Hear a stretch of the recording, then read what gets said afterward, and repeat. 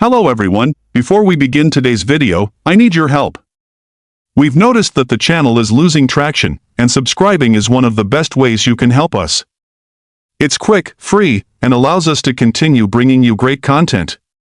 Your support means everything. Let's keep this channel growing collectively.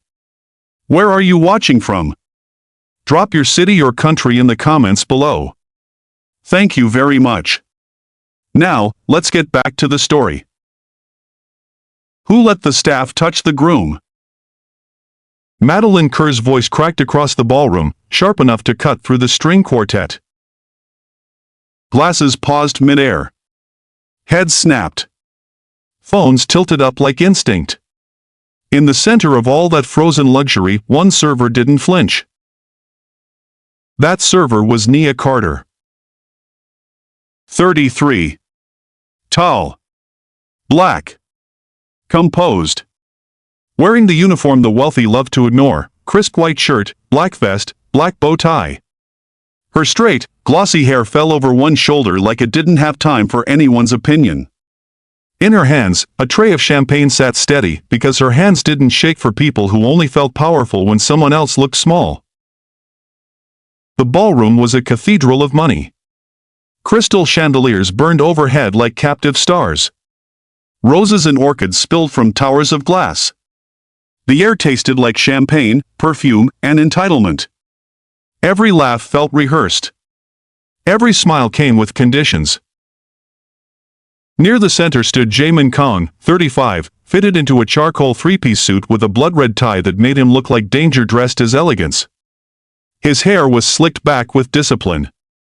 A dragon tattoo curved along his neck, disappearing under his collar, an inked warning hidden beneath polite society. Clinging to his arm was Seo Han, 31, his fiancée in white satin and pearls. She looked like a bridal magazine cover brought to life until you watched her eyes. They didn't shine with love. They scanned. They calculated. And when Madeleine shouted, Seo didn't look confused. She looked, startled that the timeline had shifted. Madeleine stepped closer to Nia, heels clicking like punctuation.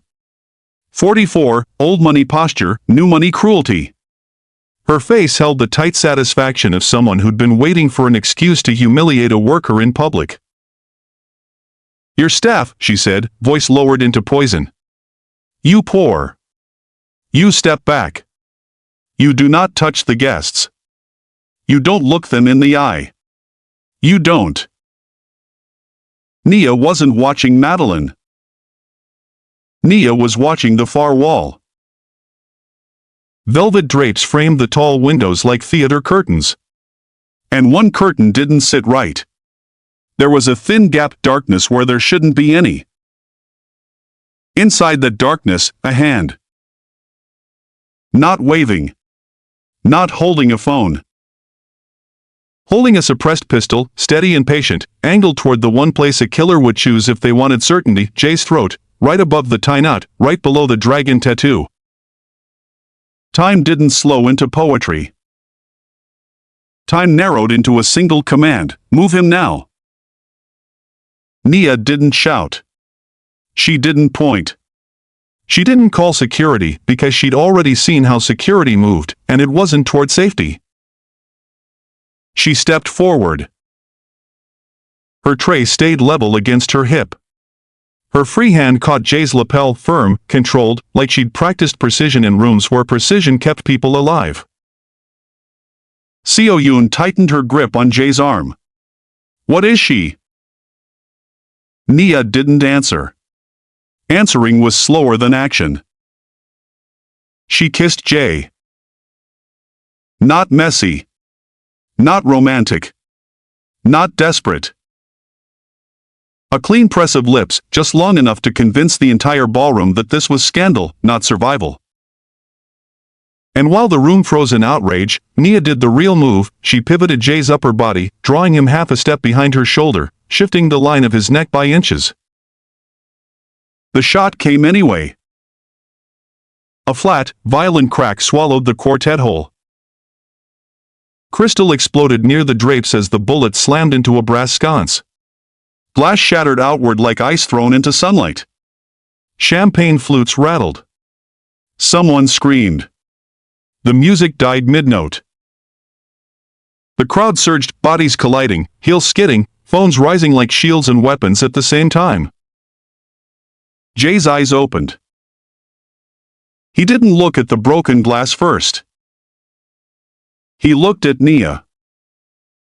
Close enough to see her breathing was steady. Close enough to see her face wasn't flushed with thrill. Close enough to understand that kiss hadn't been desire. It had been geometry. Seo-yoon's voice snapped, high and raw. Security! Get her off him! Madeline surged forward, finger raised like a judge. I told you! She's dangerous, she shouldn't even be here.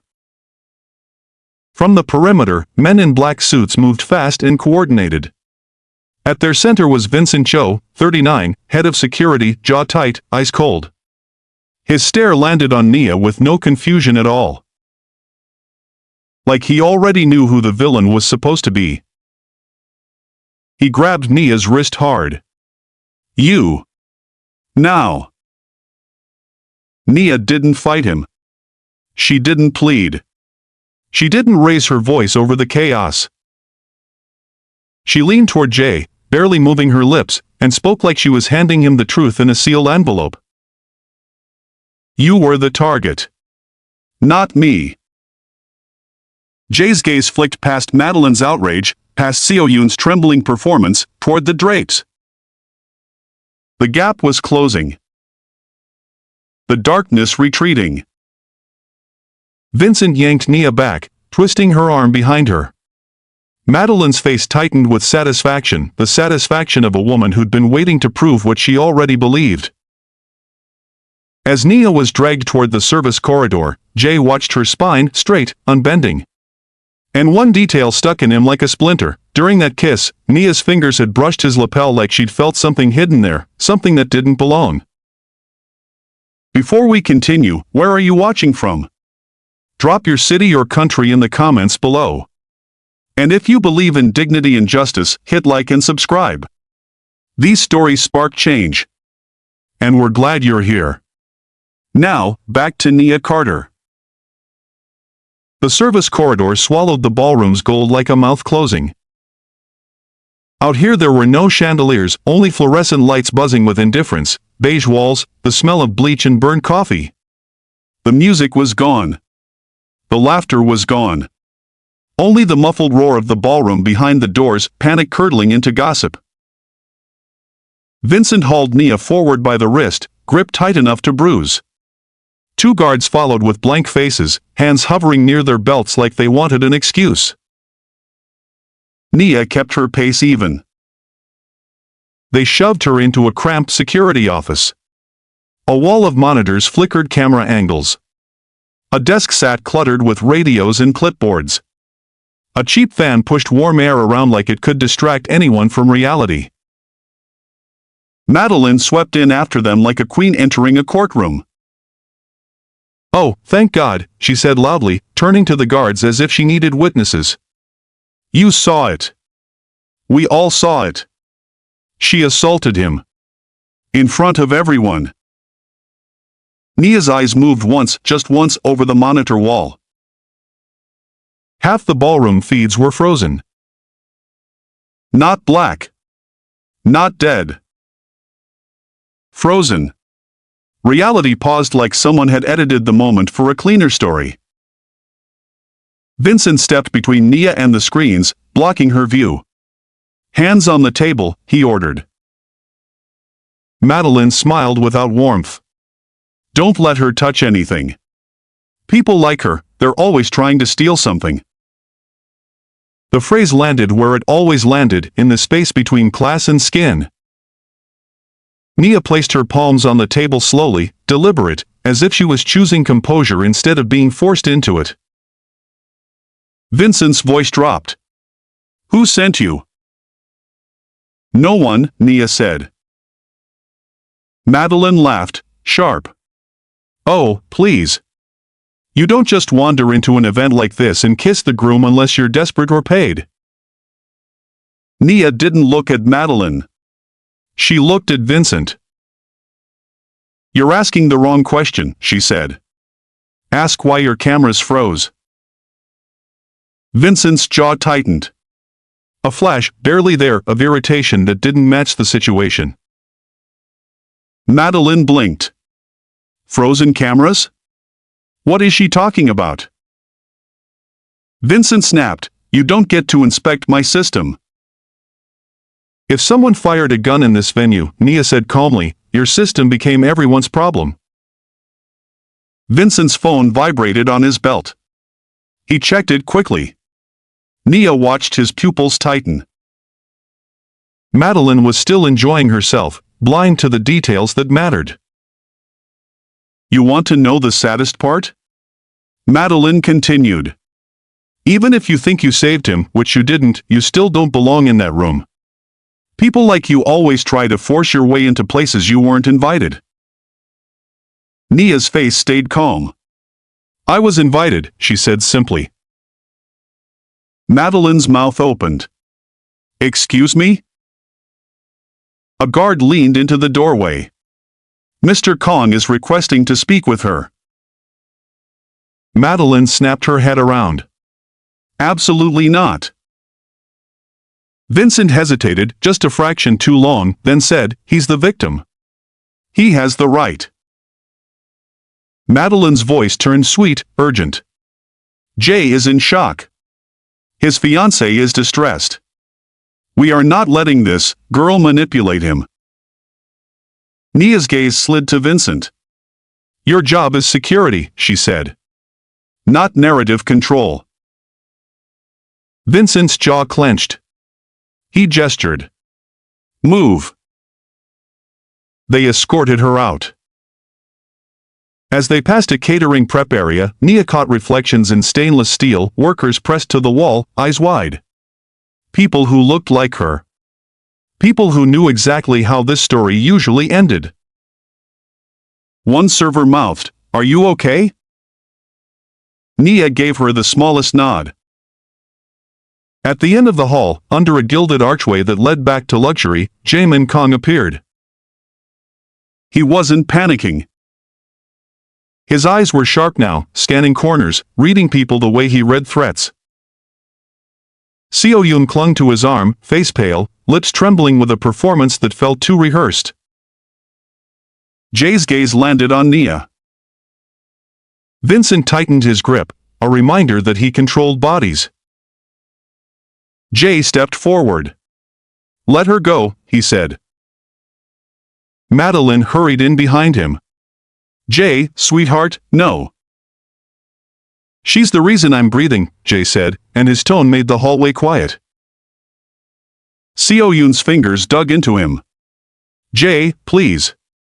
Think about me. Think about us.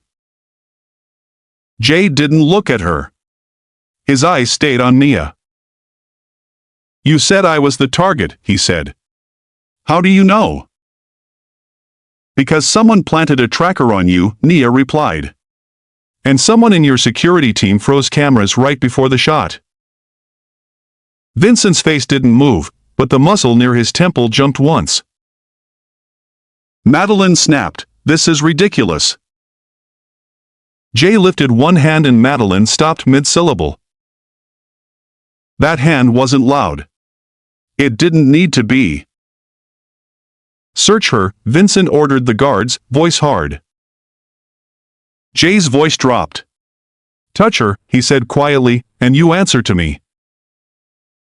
Vincent hesitated. He wasn't used to being challenged in a hallway. Nia used the pause. She leaned toward Jae, barely moving her lips. Check your lapel. Inside seam. Left side. Jae's hand rose, fingers sliding along the fabric. Seo-yoon's eyes flared terror, not confusion. Jae felt it, a tiny hardness tucked where there should have been nothing but lining. He didn't rip at it. He didn't fumble. He worked the seam with a nail until a matte disc the size of a shirt button slipped free. He held it between two fingers. What is this? A short-range tracking beacon, Nia said. It tells someone exactly where you are inside a building. Madeline scoffed too loudly. Absurd. It's not absurd if you're planning an assassination, Nia replied. It's efficient. Vincent stepped forward. Hand it to me. Jae didn't. He pulled it closer to his chest. Seo-yoon forced a laugh that didn't match the fear in her eyes. Jae, darling, you're listening to a waitress. This is insane. The word waitress was a dismissal disguised as a label. Nia didn't react the way they expected. She said, "Take your hand off him." Seo-yoon blinked. Excuse me? You're squeezing like you're trying to keep him from walking into the truth, Nia said evenly. Seo-yoon's mask slipped for a blink, pure panic, then returned to wounded innocence. Jae, she's manipulating you. Jae's gaze stayed on Nia. Who are you? He asked. Vincent cut in fast. She's staff. That's all you need to know. Nia's eyes flicked to the hallway camera. Red light blinking, recording. Good. I'm someone who saw the muzzle before your guests saw your blood, Nia said. Jae stared at her, then nodded once. Come with me. He turned toward a side lounge off the ballroom, dark wood, velvet chairs, a room built for private negotiations and quiet betrayals. Two of his men moved into place to block Madeline and Vincent from following. Vincent tried anyway. Sir, with respect. Jae held up the beacon. With respect, he echoed, you'll wait outside. Seo-yoon followed, but Jae angled his body, subtly blocking her. Not you, he said. Her face flashed outrage. Jae. I need answers, he said. And you're acting like answers are your enemy. Seo-yoon opened her mouth, then closed it. Nia stepped into the lounge. The door shut behind them. Silence fell like a curtain. The lounge was warm, dim, expensive in a quieter way. A fire flickered behind glass. Black and white photos of Jae with suited men lined the wall, hands clasped, deals sealed, smiles that never reached eyes. Jae placed the beacon on a table between them like a weapon laid down carefully. Then he looked at Nia. Start from the beginning, he said. Nia didn't sit. Sitting felt like permission. She stood with shoulders squared, hands relaxed, as if she owned the air by right, not by introduction. I came tonight under a uniform, she said. Because people speak freely around uniforms. Jae's brow furrowed. You weren't hired here. I was cleared, Nia corrected. Not hired. Cleared by who? By the company that holds risk on this venue, Nia said. Liability. Vendor coverage. Emergency operations clause. Jae's posture shifted, attention becoming weight. That's leverage. Yes. What's your name? Nia Carter. He repeated it quietly. Nia Carter. And you walked into my engagement party dressed like staff because, what? Curiosity? Because I don't trust reports, Nia said. I trust what I can verify. And tonight, your security didn't verify anything. Vincent's been with me for years.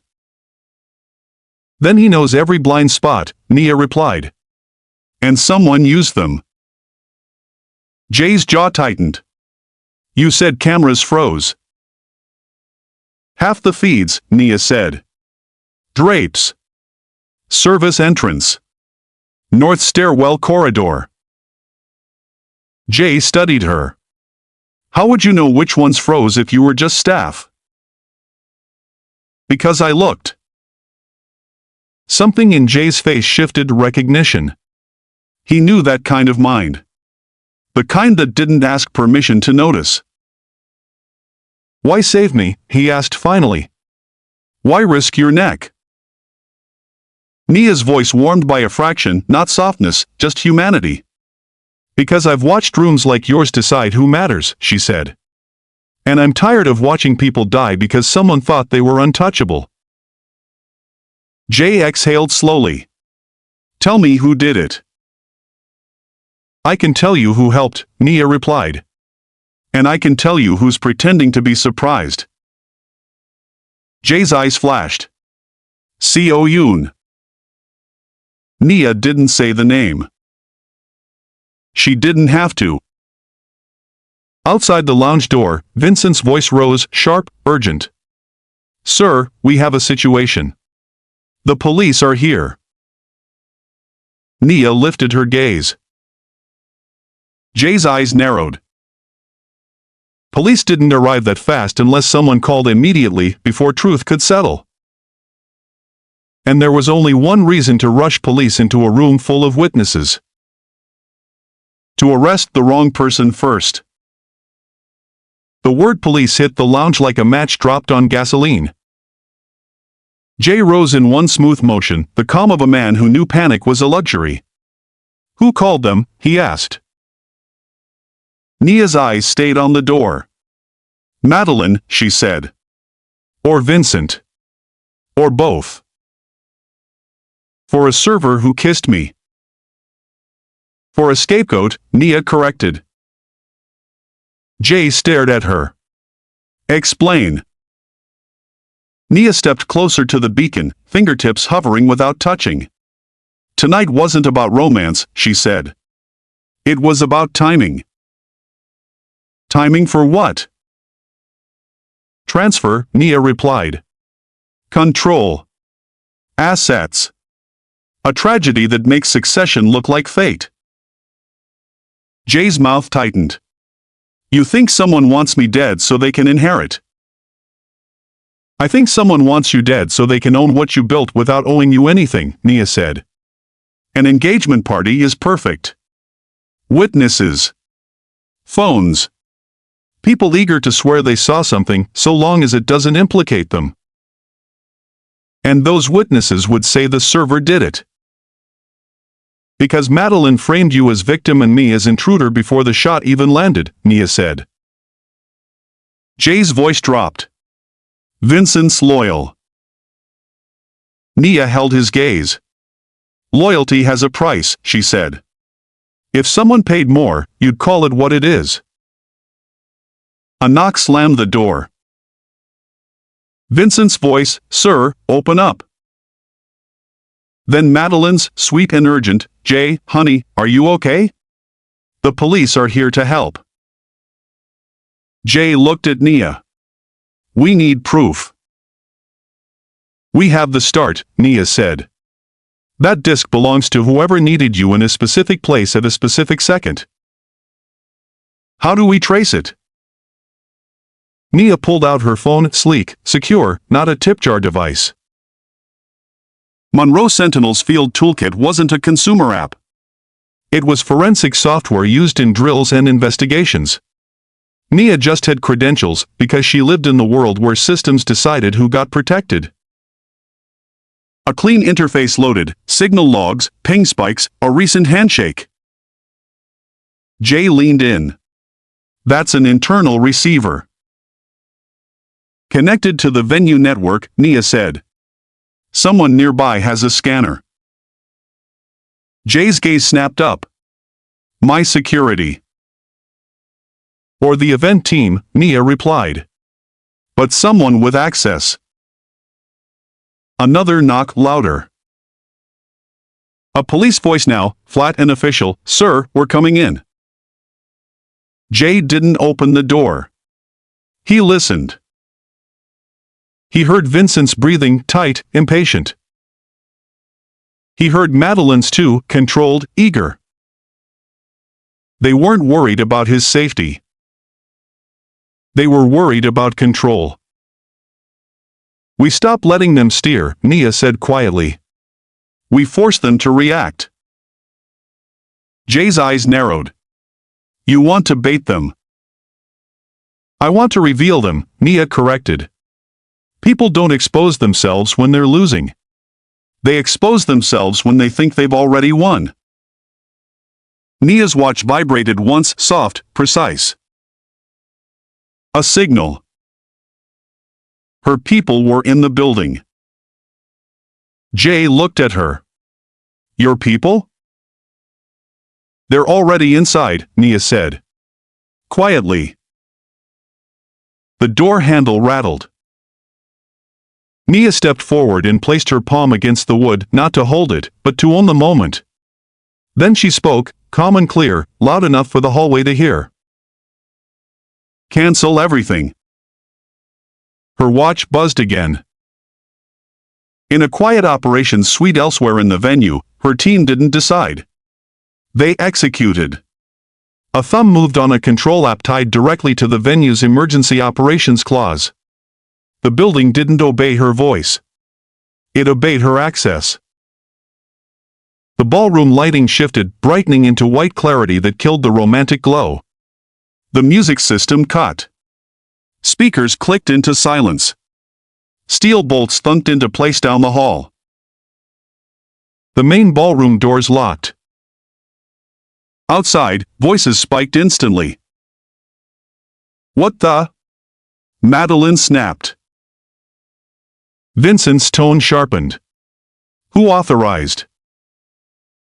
Nia turned her head slightly. I did. The lounge door opened smoothly from the outside. Not forced. Authorized. A tall man in a dark suit stepped in, composed, quiet. Behind him, a woman with a sleek bun and an earpiece, tablet in hand. Their posture wasn't security theater. It was operational control. The man nodded to Nia. Ms. Carter.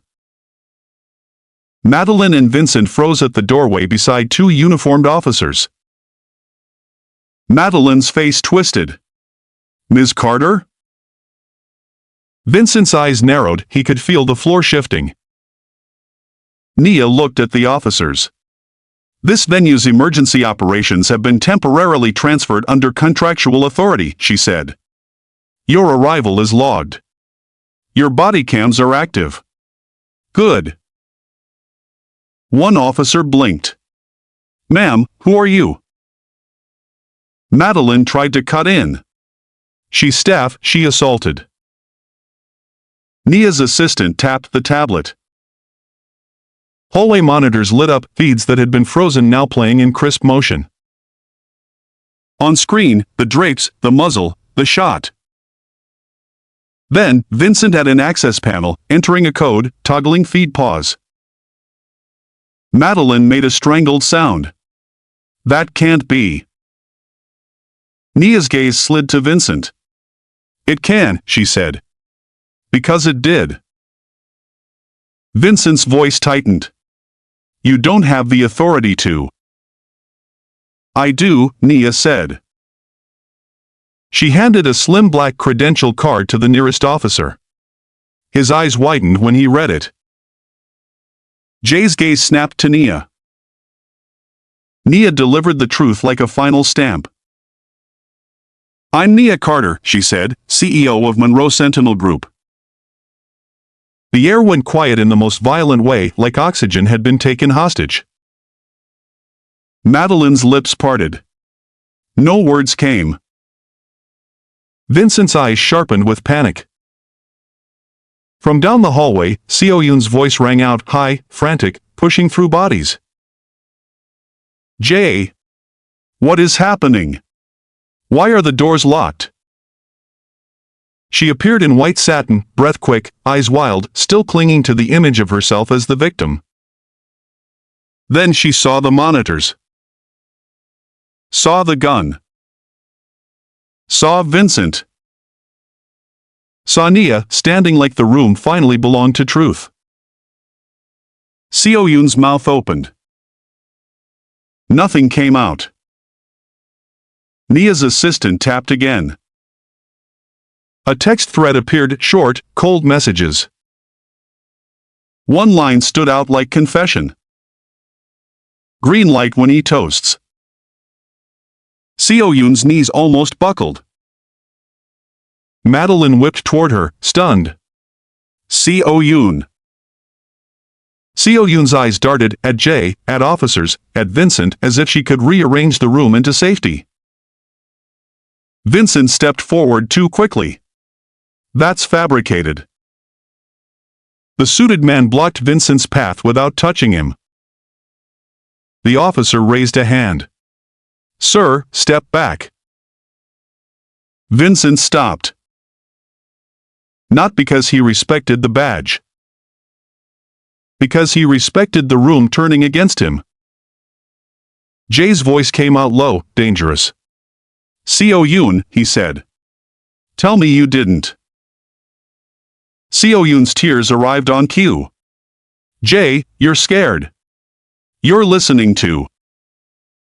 Nia's tone stayed calm, almost merciful. Say her name, she told the officer. Say what this is. The officer swallowed. Ma'am, this appears to be a coordinated attempt on Mr. Kang's life. Seo-yoon's breath hitched. And then right there in the doorway, she made the smallest mistake. She turned her head, desperate, and whispered. Don't. Not to Jae. Not to the police. To Vincent. One word. A slip. A command. Jae's face went still. Vincent's eyes flashed. And Nia's gaze sharpened, because that one word wasn't emotion. It was confirmation. The ballroom behind the locked doors sounded like a living thing, voices climbing, fists pounding, heels scraping marble. Panic demanded an exit. Truth demanded a perimeter. Nia didn't raise her voice. Officer, she said, calm as paperwork, separate them. The officer hesitated a heartbeat, then nodded. Two uniforms stepped forward. Ma'am, one said to Seo-yoon, please come with us. Seo-yoon snapped into performance. This is humiliating, Jae, tell them. Jae didn't move. He stared at her like a man staring at a mirror that finally showed the face he refused to see. Vincent tried to step in. Nia's gaze landed on him. Do not interfere. You can't order me. I'm not ordering you, Nia replied.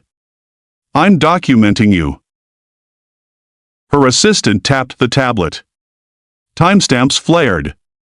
Vincent's proximity, posture, movement, all becoming record. Madeline found her voice again, brittle with outrage. This is my event. You can't hijack my venue, these guests, these donors. You rented space, Nia said. You didn't rent immunity. Madeline's cheeks flushed. You're a CEO, Nia finished. And tonight, the contract is the only thing in this building that doesn't care about your accent. Madeline flinched like she'd been struck without a hand. The older officer frowned. We'll need chain of custody. You'll have it, Nia said. Footage exports with hashes. Door access logs.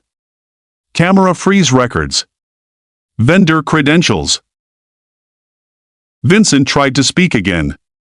This is a private matter. Jae cut him off, low and final. You don't speak for me anymore. Vincent turned toward Jae, searching for history, loyalty, fear. Sir. I knew the version you showed me, Jae said. Apparently you had another one. Nia's assistant looped the clip again, Vincent at the panel, feed pause. Guests in the hall gasped. Phones zoomed in, hungry to be first. Madeline tried to rescue the narrative. Someone could have used his code. Then he won't mind an audit, Nia said. Her assistant nodded. Security vendor contract breach. Triggering default. Madeline blinked. Default? You hired a team that disabled surveillance during an attempted murder, Nia replied. Your contract doesn't survive that. Madeline swallowed. You can't just. I can, Nia said. And I will. She turned slightly. Freeze escrow, she said. Her assistant's fingers moved. Notifications chimed. Escrow account locked. Vendor payouts suspended. Insurance disbursements paused pending investigation. Madeline's face drained. Those funds are not yours to weaponize, Nia said. Nia's eyes moved toward the service corridor where staff stood pressed together, servers, kitchen workers, cleaners, people who had been treated like scenery all night. She didn't forget them. Pull staff roster, Nia said. Already exporting, her assistant replied. Nia leaned toward Jae, voice low. This is the part where they beg you to keep it quiet for your brand, she murmured. Jae's throat tightened. And what do you want? I want you alive, Nia said. And I want the people who tried to erase you to stand in the light. Then she straightened. Officer, she said. Detain Vincent Cho. Vincent stiffened. You can't. The officer stepped forward. Sir, turn around. Vincent's eyes searched the hallway for allies. He found none. The cuffs clicked. And behind the locked ballroom doors, the guests roared louder, pounding, filming, demanding exits, furious that money couldn't buy a shortcut out of accountability. It didn't take long for the locks to turn into content. Phones rose like a forest of glass. Guests who had laughed at Nia earlier now filmed the hallway monitors with shaking hands, desperate to capture proof they'd been close to the moment before it became history. Inside the ballroom, someone screamed that they couldn't breathe. Someone demanded a lawyer. Someone pounded a door like wealth could bend steel. Madeline tried one last time to salvage her reputation the only way she knew, by controlling the narrative. She stepped forward, shoulders squared, voice projecting. Everyone, please remain calm. This is a misunderstanding. A staff member acted inappropriately, and security is addressing. A guest behind her said, loud enough for a phone mic to catch, we saw the gun. Another voice, replay it. The monitor looped again, the curtain gap, the muzzle, the shot, Vincent's code, the freeze. Over and over. Clean, undeniable, humiliating. Madeline's face tightened. Stop recording. This is a private event. A man in a tux laughed, bitter. Private, he said. You locked us in like cattle. Madeline's eyes darted to Nia. You did this. Nia didn't answer immediately. She watched the crowd the way she'd watched the drapes reading edges, watching who shifted first. A woman in diamonds stepped forward, trembling. Is it true? Was she the one who saved him? She prevented a death, Nia said simply. That's what happened. The crowd didn't become noble. It became opportunistic. Respect arrived the way it always arrived in rooms like this, late, transactional, and hungry. A man who'd laughed earlier stepped forward with an awkward smile. Ms. Carter, I just want to say. Nia didn't grant him forgiveness theater. Silence did the work. Jae stood near the lounge doorway, watching the shift with a face carved from a new kind of disappointment. Seo-yoon, down the hall, kept insisting she didn't understand, as if confusion could erase timestamps. But phones had already captured the line, green light when he toasts. Within minutes, someone muttered, "It's on X." Another voice laughed nervously. "Yeah, Twitter. It's everywhere." Then, "This is going to hit the news." The older officer approached Nia. "Ma'am, we'll need a formal statement."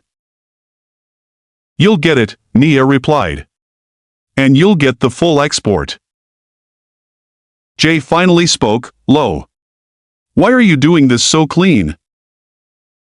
"Because messy is how people like me lose," Nia said. "Clean is how we survive." Madeline tried to pivot to emotion, voice tender and manipulative, aimed at Jae. "Jae, honey, you don't want this splashed everywhere. Think of your brand. Think of your investors." Jae turned his head slowly. "My brand," he repeated. Madeline nodded, eager. "My brand is that I'm alive," Jae said. "And if your first instinct after someone tried to kill me is to protect your image, you were never protecting me." Madeline's mouth opened. Nothing came. The police began clearing a path. Vincent was taken first, jaw clenched, cuffs bright under the lights. Seo-yoon followed, still crying, still performing, still hoping tears could erase data.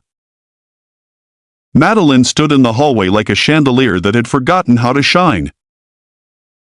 Nia's phone rang once. She answered without stepping away. "Yes." A voice crackled. Nia's tone shifted, not softer, clearer. "Activate the contingency fund," Nia said. "Effective immediately."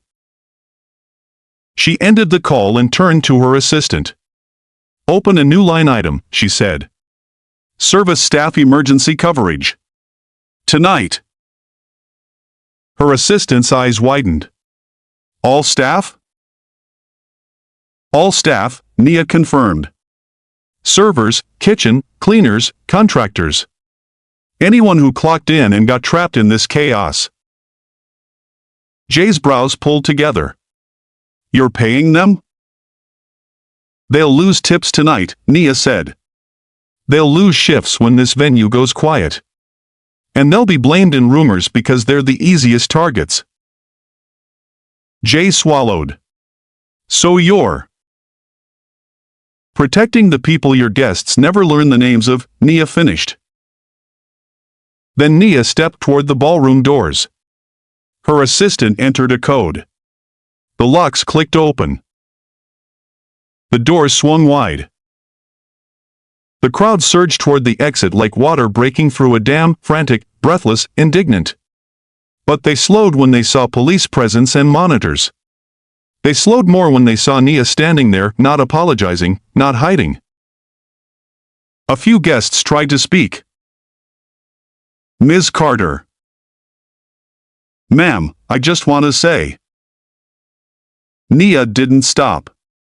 She didn't grant them the soothing ritual.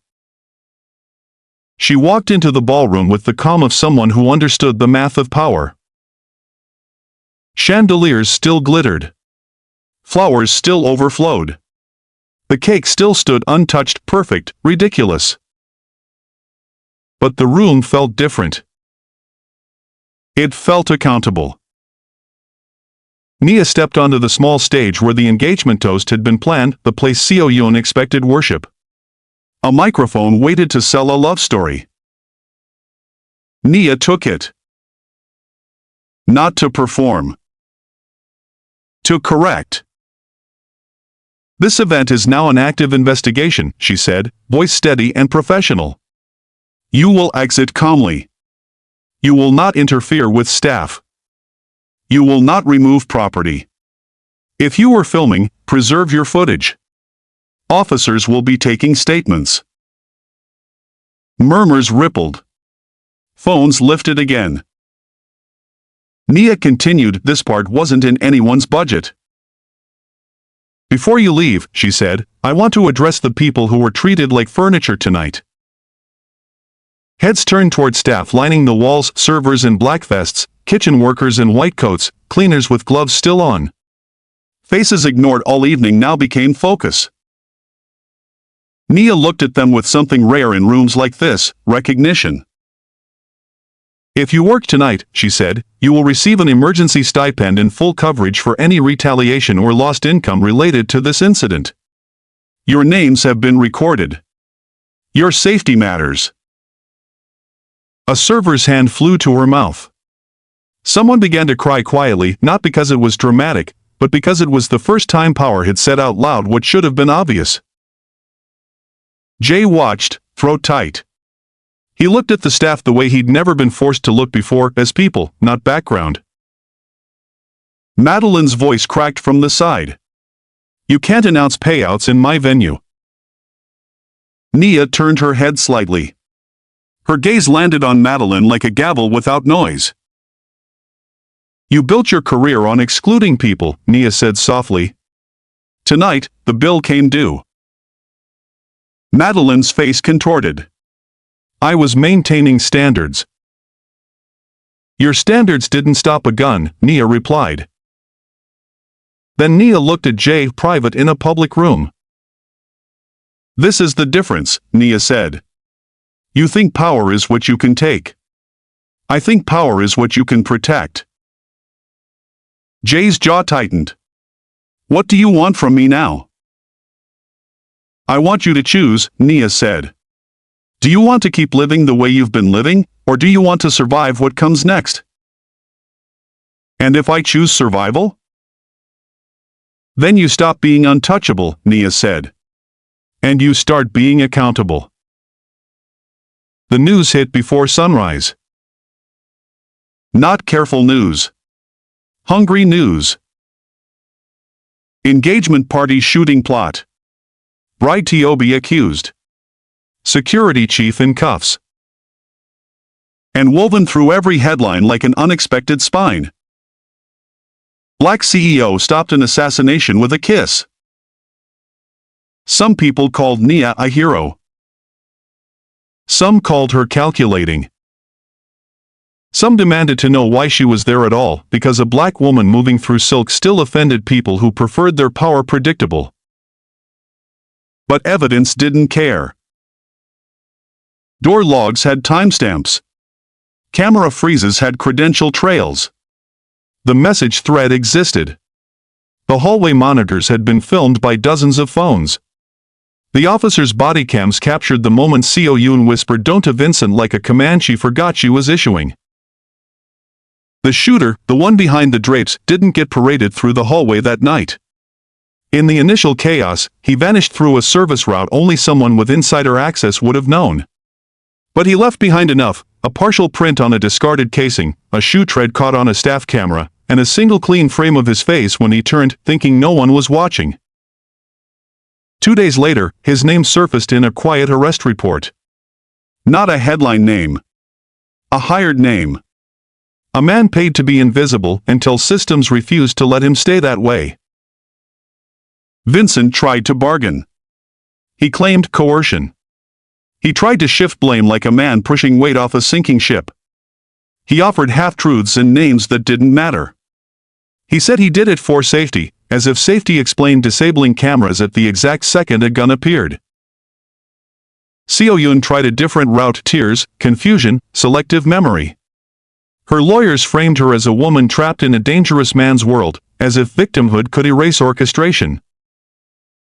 Jae listened to none of it. In the weeks that followed, he moved like a man stepping through glass, careful, deliberate, done with illusions. He replaced his security team with an outside firm. He purged his inner circle. Old allies called him disloyal. New ones called him brave. He didn't answer either. Because he finally understood something rooms like his rarely teach. When betrayal comes from inside, survival requires surgery. And then one afternoon, he showed up in Nia's office. No velvet. No chandeliers. Just clean lines, glass walls, and quiet that meant work. He looked older than 35 that day, not because of age, but because betrayal pulls time forward. His suit was still expensive, but it sat on him differently now. Less costume. More armor. Nia didn't stand when he entered. She didn't perform respect. She offered a seat like a fact. Jae didn't sit at first. He stared at the city through the window, traffic and ambition, people living ordinary days while his world rebuilt itself around truth. "You said I had a choice," he finally said. "I do," Nia replied. "And so do you." Jae exhaled. "If I go clean," he said, "I lose people." "You lose parasites," Nia corrected. "And if I don't?" Nia's voice stayed steady. "Then the next bullet won't miss," she said. "Because next time, they'll learn from this failure." Jae stared at her for a long moment. Silence sat between them, heavy, but not hostile, two people who understood consequences. Then he nodded once. "What do you need from me?" he asked. Nia slid a folder across the desk. Inside were plans that didn't look like forgiveness. They looked like restructuring. Compliance pathways. Asset realignment. Vendor accountability. Risk controls that turned shadow operations into audited operations. And in the last section, something sharper than any headline. Community reinvestment agreements. Not charity. Not PR. Binding commitments that turned power into responsibility. Jae's eyes moved over the pages. His jaw tightened. "This is a new life." "It's a real one," Nia said. Outside that glass office, the world kept shouting opinions. Inside, Nia stayed quiet and thorough because she understood something the loudest people never do. Justice doesn't need volume. It needs structure. Months passed. The venue reopened under new management. Madeline's name disappeared from the website like it had never existed. Her old clients pretended they'd never known her. That was how high society cleaned itself, wash hands, call it morals. Madeline fought the contract default. She hired attorneys. She wrote statements about misunderstandings and unfair targeting.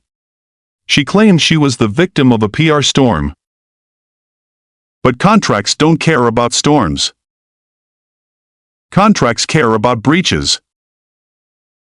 And the breach had been filmed. Vincent's trial became a spectacle, less about him, more about how easily trusted systems could be weaponized. The courtroom heard about feed pauses and access codes. The jury saw the muzzle on the monitor. They heard the moment the room gasped. Seo Yoon's case became louder. Her family's influence leaned hard. People offered silence disguised as negotiation. News cycles tried to blur the story into gossip. But the text thread stayed clean.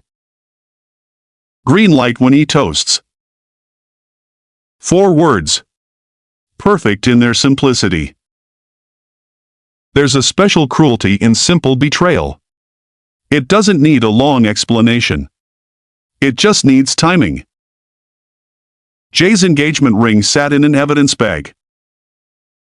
No one claimed it. Not him. Not her. A symbol of a story planned for public worship, reduced to an exhibit number.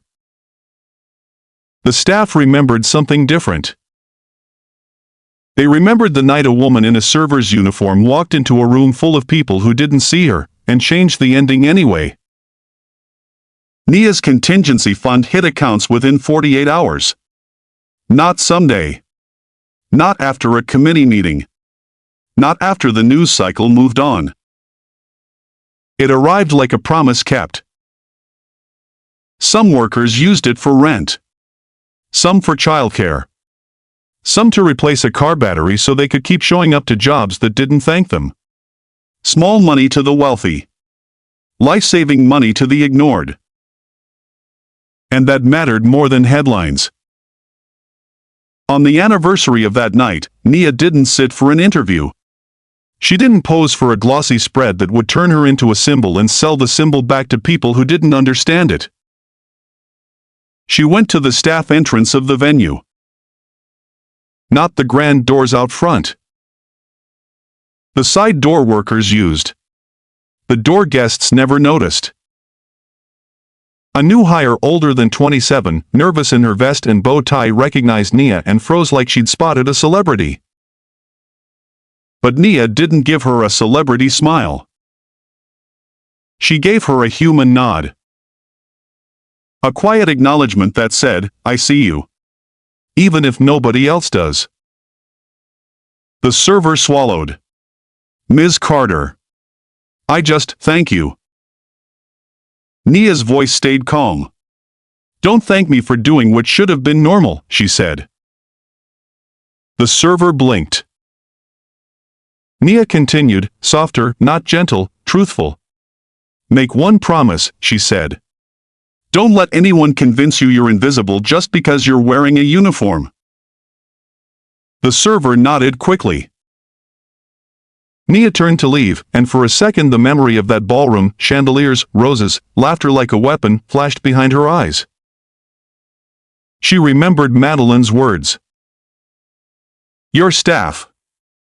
You disappear." She remembered how easily people had decided she was the problem.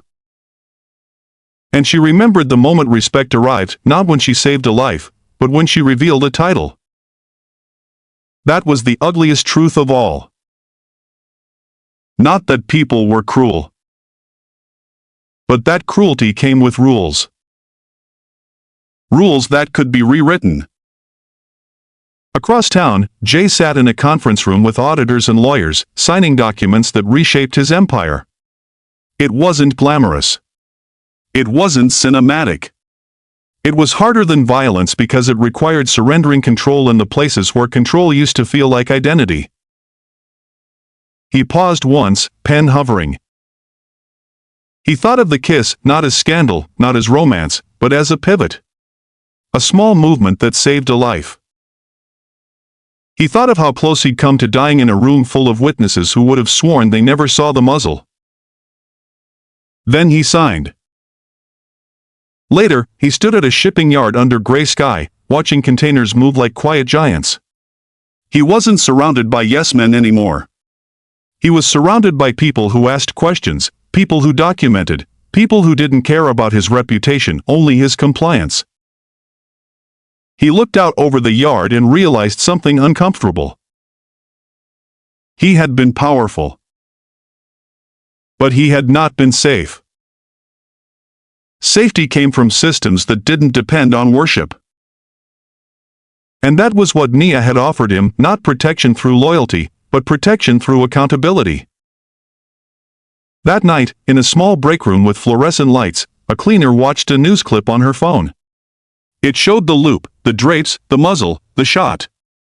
Then Nia on stage, announcing coverage for staff. The cleaner shook her head slowly, eyes wet. She didn't care about the boss. She didn't care about the bride. She cared about the fact that someone finally said out loud what she'd been living for years. Your safety matters. Your name matters. Your life matters. And if there was one truth that survived the headlines, the debates, the spin, the backlash, it was this. Nia was never secretly worthy. She was always worthy. They didn't mistake her for nothing. They mistook her silence for permission. And that was the most expensive mistake they ever made.